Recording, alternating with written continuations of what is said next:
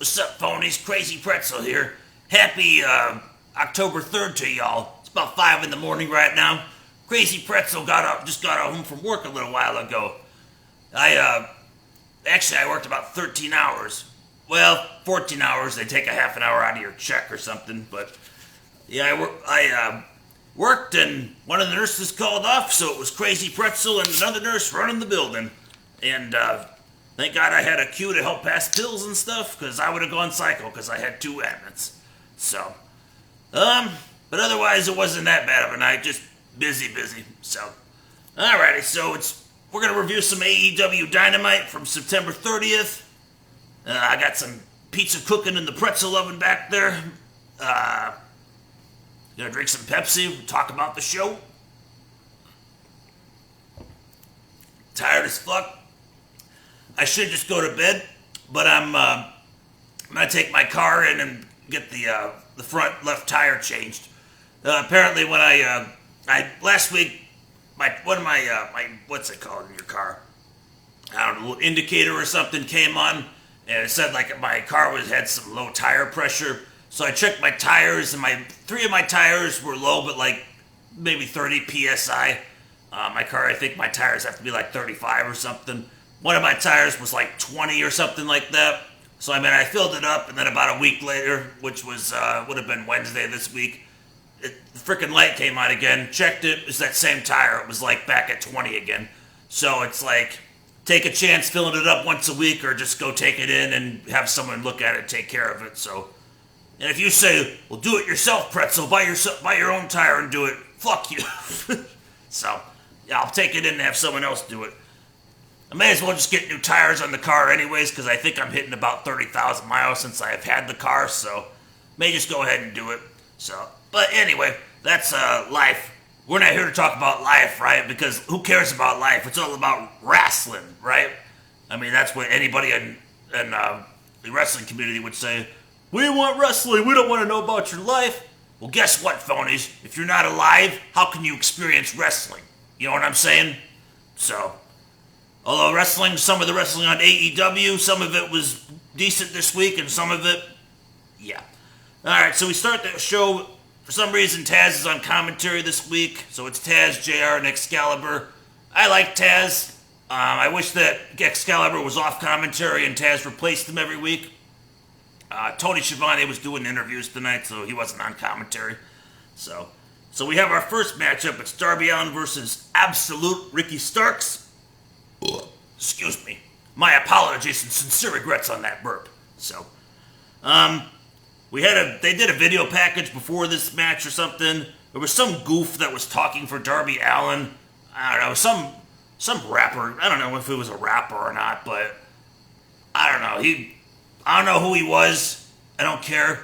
I find it kind of strange that Darby Allin doesn't cut his own promos, and they don't just show close-ups of him saying a couple of words or something. It was just like somebody talking for him or something. And this guy's not his manager or anything like that, so what's the point?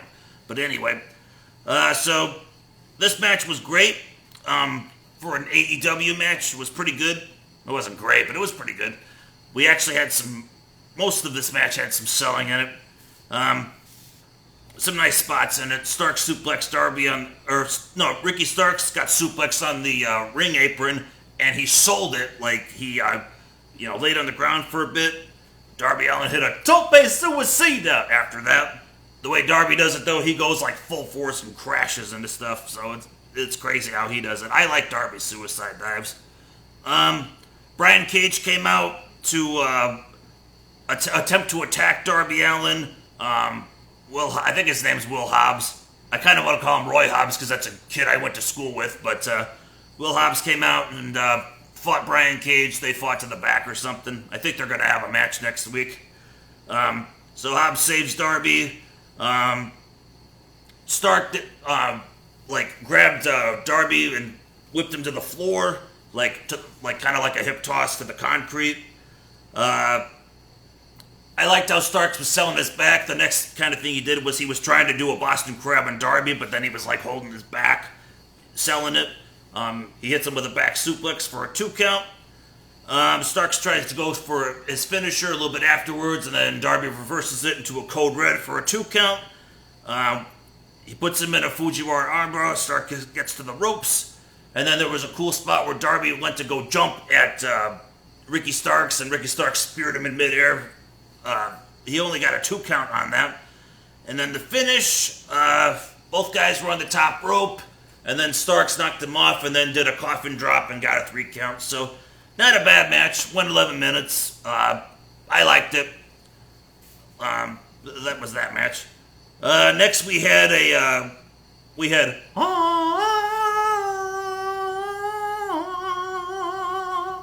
you know, the son from heaven himself, Cody, showing up or whatever. He did an in-ring interview with Dasha. Dasha always looking good. This promo, it was alright, I guess. He goes on about 3 minutes of, he goes on for how he lost in 3 minutes for a while. Got a call from Hollywood, he accepted it, but then he said that he didn't feel right being there because... What up, Stove? So, he, anyway, so he hadn't, he lost in 3 minutes, didn't feel right being there with some other stars. I don't remember any of them that he mentioned. Brody Lee comes out, there's a pull-apart brawl. Like a lot of the wrestlers and the refs come out and actually pull these guys apart. Just kind of funny because a lot of times there's not wrestlers and refs that pull people apart as it is in this company. So this would have been okay, if it was just this segment right here. But, like they say, AEW, you got something good, less is more. They have to have somebody ruin it. And guess who ruins it? Brandy Rhodes ruins it. What does she do? She comes out to the ring. There's a bunch of Dark Order jobbers on the outside of the ring. She goes up to the top rope and does a somersault dive onto the Dark Order and takes them all out. So Brandy Rhodes, by herself, beat up the whole Dark Order. That's pretty sad, actually. And then for some reason, I wrote, what the fuck, next to that on my notes. So then Anna Jay shows up and her and Brandy start fighting each other. And then for some reason, there's this jobber, women's jobber, her name's Kylan King. Maybe she's wrestled on Dark, I don't know, I don't watch Dark. So she's trying to break this fight up, right? So then Nyla Rose is in the audience and then just attacks this jobber for no reason whatsoever. I don't know if they're feuding or not, but I haven't seen Kylan King on Dynamite. So, who cares? You know what I'm saying? So it's you got this brawl in the ring with this brawl on the outside with people brawling that aren't even in the feud. I mean, it's crazy. And not crazy in a good way. Crazy and it's there's too much going on or whatever. I mean, to me it made no sense. Imagine if I was at a grocery store or something and I was gonna get into a fight with somebody and then a cop shows up and then the enemy of the cop shows up at that same store, so then the cop and that guy get into a fight, and then suddenly, a pilot shows up or whatever and crashes the plane into the side of the building or something. I mean, and then gets in on the action. I mean, that makes no sense. So that's how this was. So, gave this an X. I didn't like it too much. Brandy beating up the Dark Order is ridiculous as it is. I mean, the Dark Order sucks anyways, but... I mean, basically, if Brandy could beat up 5 or 6 guys with one dive or something like that, then hypothetically a 12-year-old with a maybe with a plastic chair could beat them up. So, all right, next segment we got an FTR promo with Tully Blanchard. Tony Schiavone's interviewing him. I took a half a point off for this segment. So it starts off with Dax and Cash acting like heels, Cash rips on the best friends, says that they're, in the backyards. They're in Backyard Federation, not in their league. Dax says that they're going to fight SCU tonight, and beating them, will cement their legacy of being, the best tag team in AEW. Dax had a cool comment saying, because Tony Schiavone brought up the Young Bucks, and then Dax says something about how, Dave Meltzer giving the Young Bucks all the stars that he wants or whatever doesn't make them worthy of being as great as them, something like that. Love that line. So after he says that, Giant Buck, a.k.a. Nick Jackson, shows up and just super kicks Tony Schiavone out of nowhere. But then, Dax and Gash are hey, we're right here. Why don't you do that to us or whatever? So, I mean, they're acting like heels for a second, and then they're acting like baby faces.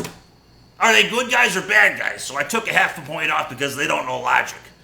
So, Then we had Dasha, who looked good, backstage with SCU, and very simple promo, like Cass said something about the match, or being ready for it, and Scorpio Sky said something. So they start going out to the ring, and then Shawn Spears is just randomly staring at him, creeping there, and he's like, good luck, guys.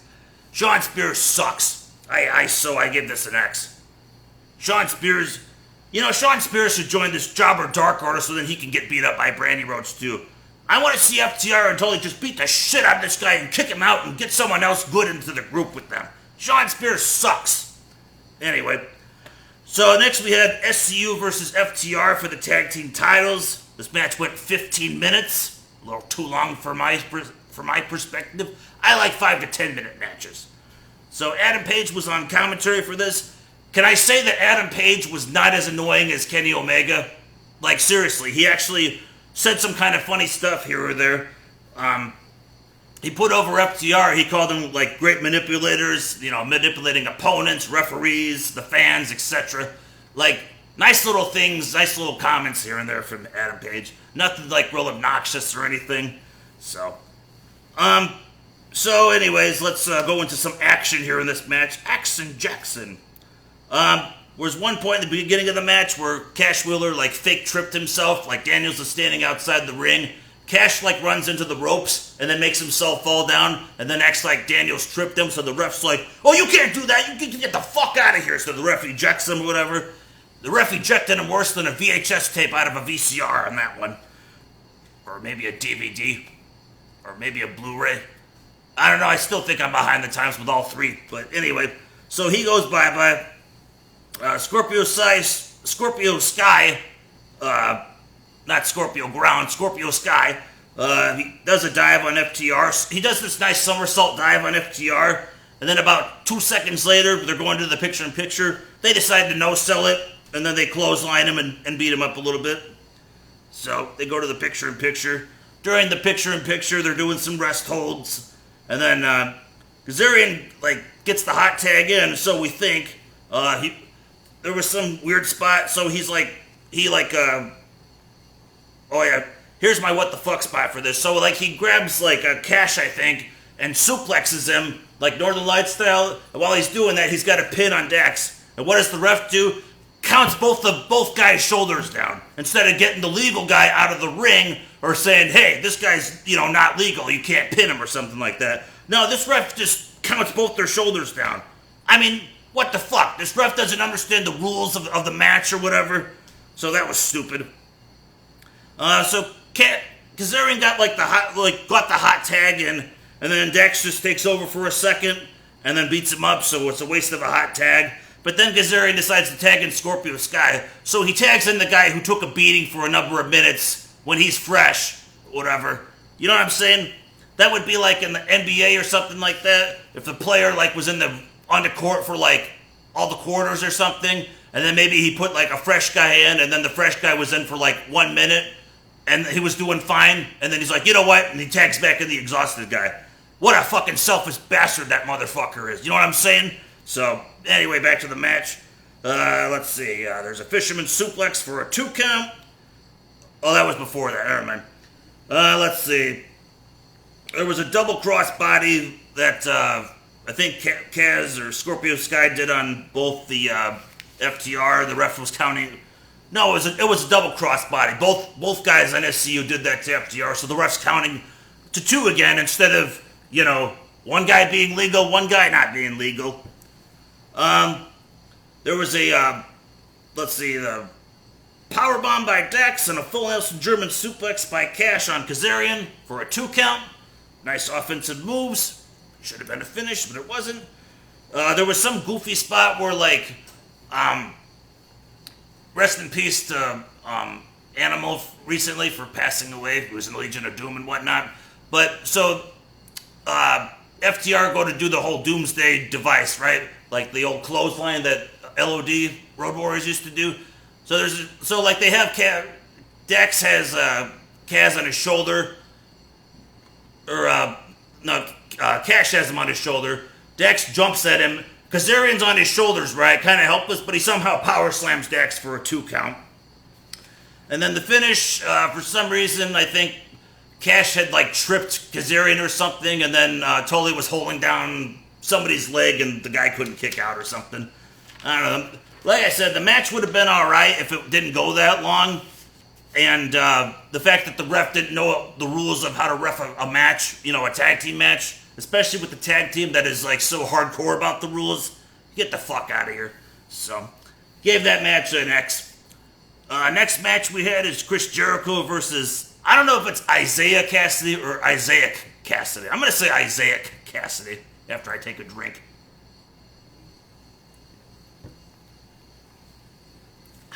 Good Pepsi. So, I'm going to rant on Private Party's theme song. I love how the beginning of it says, "Oh my god, is that Private Party?" Is something that no chick would ever say. Ha! Holla! Anyway, alright, moving on. So this match goes 11 minutes. Starts out, Isaiah goes for a couple of quick pin attempts, and he's like, this close. Kind of dislike when wrestlers do that, because I was this close to beating you. It's like the other guy could be like, yeah, you were this close, but you didn't beat me. They never say that. They're just like, oh shit, he almost beat me. Versus yeah, you were this close, but you didn't beat me. Come on, if you're a bad guy, stand up for yourself and say something. Anyway, so, alright. Here's a spot in the match that pisses me off. And this is the reason I gave this match, I took a half a point off. So, Chris Jericho gets thrown outside the ring, right, by Isaiah. He gets thrown over the guardrail. So there's this jobber named Luther. He was supposed to be in the original Nightmares Collective or something that Brandy Rhodes was doing. Remember when that group formed, when she went to the camera and just went it's so scary, right? But so this jobber was supposed to be in this group or whatever, and that never happened. So anyway, so he's in the crowd watching, right? So Jericho gets thrown into him. He shoves Luther, and then Luther just shoves him back and clotheslines him over the guardrail and back in the ring, or over the guardrail to the floor, and then Jericho gets tossed back in the ring, right? Why didn't the ref disqualify Isaiah at this point, right? Again, rules. So, Isaiah pretty much does a bunch of high-flying stuff the rest of the match and doesn't beat Jericho. He hits a senton bomb, Jeff Hardy style, for a 2 count. Jericho decides to no-sell that and then hits him with a flapjack. And then there's a goofy spot where Isaiah was outside the ring, and then you just see Ortiz go up to him and go on the back of his head and bite the fucking back of his head. I wrote what the fuck next to that. So, Jericho misses a bulldog at some point. He hits his groin on the corner. Isaiah hits a nice little somersault flipping Stone Cold Stunner for a 2 count. Then he hits another springboard stunner for a 2 count. Jericho misses a lion salt, and then Isaiah hits one of his own for a 2 count, then hits a code breaker for a 2 count. I wrote, how many finishers is this guy going to use in this match and not get a 3 count? So then there's a spot where he goes for another springboard, then Jericho hits him with the Judas elbow, which is a terrible finishing move because it's just a back elbow that he's been doing for years. Use the code breaker. So, but he gets the 3 count after that. So he wins the match. So, and then here we go again. So Jericho and the Inner Circle are trying to beat them down, but then Matt Hardy comes in with a chair and chases them out. So they start leaving the ring, right? The Inner Circle does. Jericho and Jake Hager decide to go brawling again with Luther, and there's some other jobber named Serpentico who wrestles on Dark. So, yeah, I was not happy about this. What's his face? Excalibur was trying to put these guys over that they're an undefeated tag team on Dark called Chaos Project. I'm sorry, but there's nothing chaotic about a little runty luchador and a 50-year-old fat jobber that, has had no success in American wrestling whatsoever. Oh, he might have been a hardcore guy or something like that, but the fact that he was going to join, a Nightmare Collective group that was run by women or something, and the fact that even when he was showed on TV with them, what's-her-name used to beat him up, or they beat him up in a women's match or something. If I can remember her name, I'll remember it. She's like that tall chick. She's a tall chick. Can't think of her name. But, yeah. So apparently they're going to have a tag team match next week with Jericho and Hager versus, these 2 jobbers. Why? Why are they lowering themselves to feuding with jobbers? I don't understand it. Chris Jericho, former world champion, big star or whatever, lowering himself to feuding with jobbers for no reason. So, you're really going to put over a 50-plus-year-old fat jobber, in this day and age? You're going to make a new star out of that? Get out of here. Alrighty. So next we have a video package of Kip Sabian talking to Miro about his bachelor party, about it needing it to be epic, and then, I don't know, they show him playing arcade games and shit, and then Miro's talking to some dude named Billy Mitchell, who was apparently some video game world record holder and a restaurateur or something like that. I don't know. This promo was dumb. I didn't give a fuck about it. Next we had Dasha with Best Friends and Orange Cassidy. FTR interrupt them, start calling them the backyard boys again or whatever. Then Orange Cassidy just calls them weenies. Here we go again with crappy weenies. By the way, my pizza's got 1 minute and 34 seconds left in case you're all interested. The next guy on AEW that calls somebody weenies needs to take this can of baked beans to go with the weenies and shove it up someone's ass. Or if they don't have an ass, shove it up their vagina. Whatever they want to do. This company is... Ugh. You got a TV-14 show saying weenies or whatever. It's so dumb. Phone is, I'm going to let you in on something. So, there's a show called Pretty Little Liars. Maybe it's weird for me to watch that show, I don't know, but I'm a sucker for a show that's got women, chicks or whatever, drama, sexual content of the nature. Crazy Pretzel digs that stuff, right? So, I've only watched season 1 of the show. Actually, I haven't even finished season 1. I'm like maybe 10 or 11 episodes into the season 1 of it. That show is more hardcore and edgy than this AEW Dynamite is. They got them saying, weenies, woo! Dude, I watched this show. I've seen like edgier shit. There's like a chick that's like high schooler dating a freaking teacher or whatever, like, behind closed doors. I saw somebody get hit by a car in the show. I've seen 2 chicks making out on the show. Pretty Little Liars has more going for it and is more like edgy and has more shit going for it than AEW does. And this show is TV-14, and I think Pretty Little Liars is TV-14 too, but I'm not sure. But that's got more going for it than goofy shit like this. So, all right, we're gonna check out what pizza I made. I got a DiGiorno pizza cooking in the oven. Actually, it should be done. Oh yeah, baby. This is the 3-meat pepperoni sausage.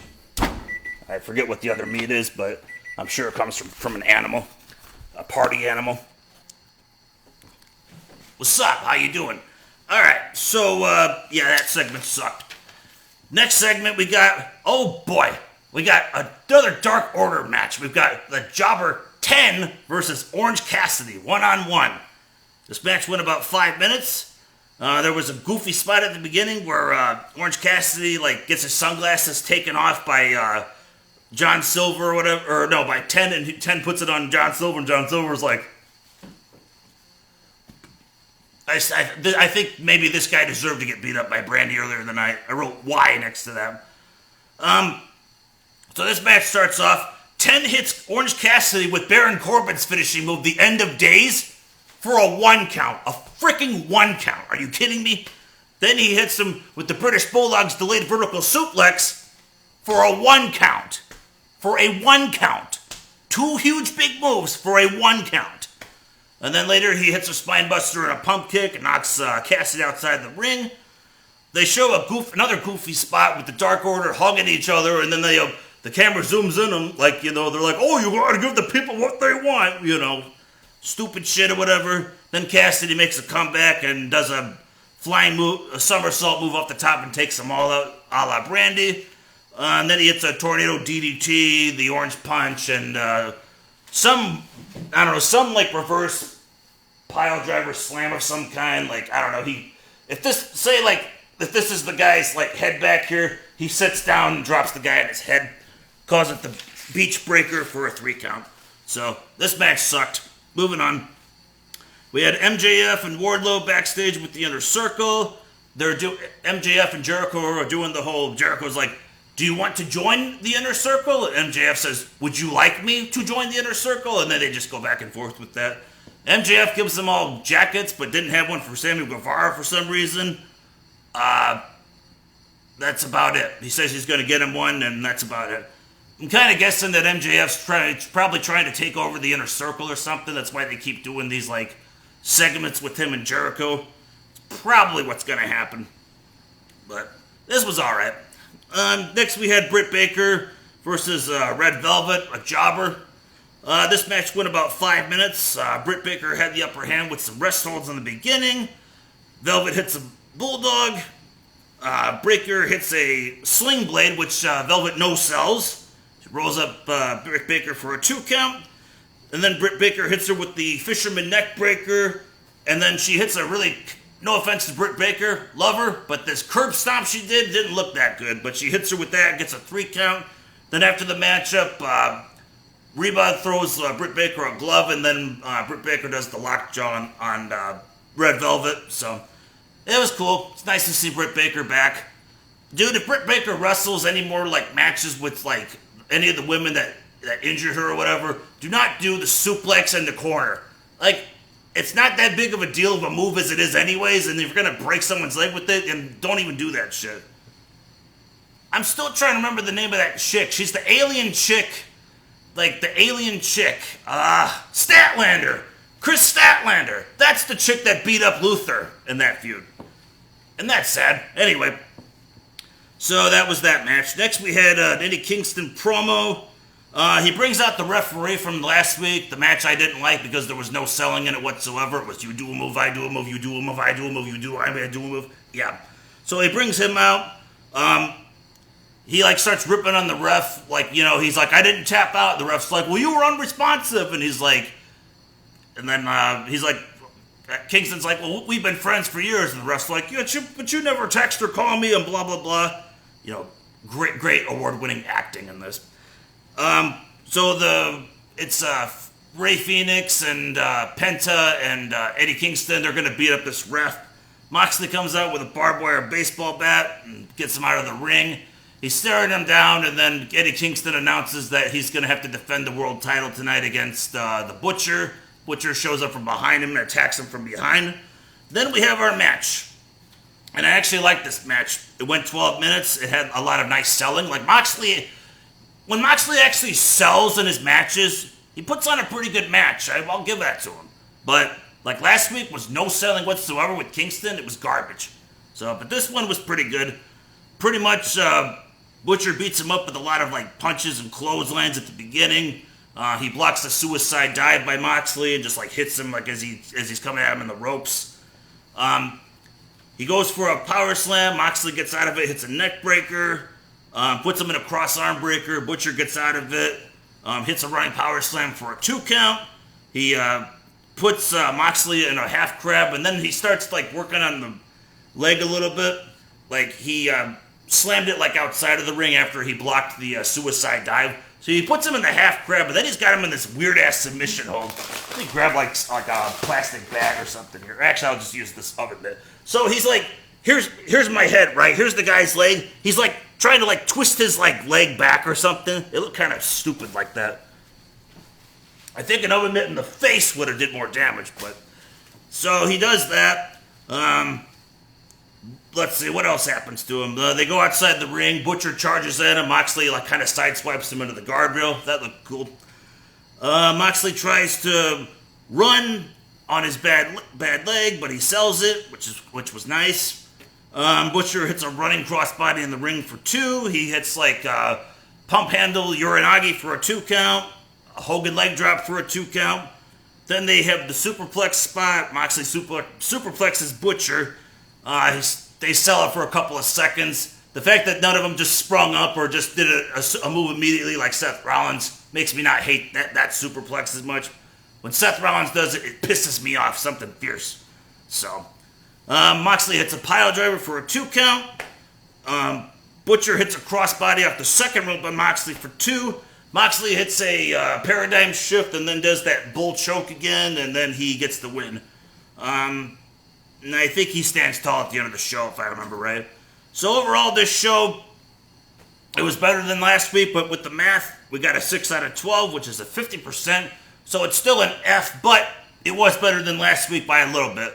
But like I said, when you got Brandy Rhodes beating up the Dark Order, and you've got, the guys that are supposed to be hardcore tag team match experts with a ref that doesn't know how to ref a match properly with, counting down two people's shoulders at the same time. You know what I'm saying? It's stupid. I mean, I'm not going to give them any credit for logic and flaws and stuff like that. It's 2020. Pro wrestling should not be rocket science and how to do it correctly by now. But AEW and WWE is also guilty of this. They're fucking loony. They're cuckoo. And Pretty Little Liars is better than both of their companies are right now as far as a show of entertainment because it's more edgy than both of them. So, anyway, thanks for watching my rant. Gonna eat my pizza. Gonna go take my car in a little while. Maybe I'll sleep some point today. So, alright, phonies. Have a good Saturday. Stay healthy. Stay warm. I didn't have my heat on. I came home 63 degrees. Crazy. So, anyway, thanks for watching, guys. Take care. Peace out.